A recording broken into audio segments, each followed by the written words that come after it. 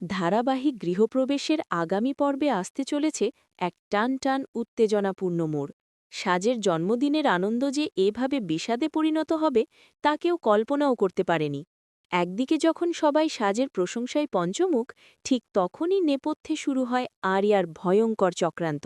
সবার অলক্ষ্যে আরিয়া সাজের ঘরে ঢুকে পড়ে। সে সাজের পোশাক ও মোবাইল কেড়ে নেয়, তাকে ঘরের ভেতরে আটকে দেয়।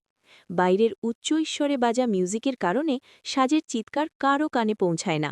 এরপর অন্ধকার হতেই সাজের বেশ ধরে মাস্ক পরে নাচতে নাচতে নিচে নেমে আসে আরিয়া।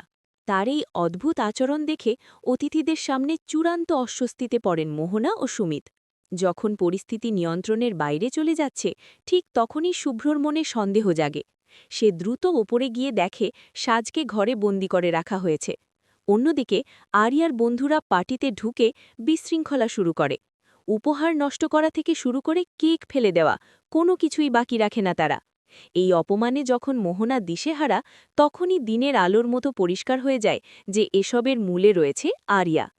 ঠিক এই সংকটময় মুহূর্তে সেখানে হাজির হন আকাশ সেন। রয় পরিবারের সবার মনে একটাই প্রশ্ন, এত বছর পর কেন তিনি ফিরে এলেন? অদৃত ক্ষোভে ফেটে পড়ে আকাশ সেনের কলার চেপে ধরে জানতে চায়, আমার মেয়ে শ্রী কোথায়? ঠিক তখনই আরিয়া আকাশ সেনকে ড্যাড বলে সম্বোধন করলে সবার সামনে এক চাঞ্চল্যকর সত্য উন্মোচিত হয়। আরিয়াই আসলে অদৃতের হারিয়ে যাওয়া মেয়ে শ্রী।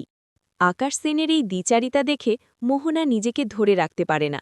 সে তীব্র ধিক্কার জানিয়ে বলে, দাদা ভাই, এতগুলো বছর ধরে তুই এই জঘন্য কাজের সাথে যুক্ত ছিলি? তোর কি একটুও লজ্জা হলো না? মোহনার এই সোজা সাপটা প্রশ্নে আকাশ সেন চরম অপমানিত বোধ করেন। পরিস্থিতি আরও উত্তপ্ত হয়ে ওঠে যখন শুভলক্ষ্মীও মোহনার পাশে এসে দাঁড়ায়। তো বন্ধুরা, আপনার কি মনে হয়, মোহনার এই কঠিন প্রশ্নের মুখে দাঁড়িয়ে আকাশ সেন কি নিজের অপরাধ কবুল করবে, নাকি নতুন কোনো চাল চালবে সে?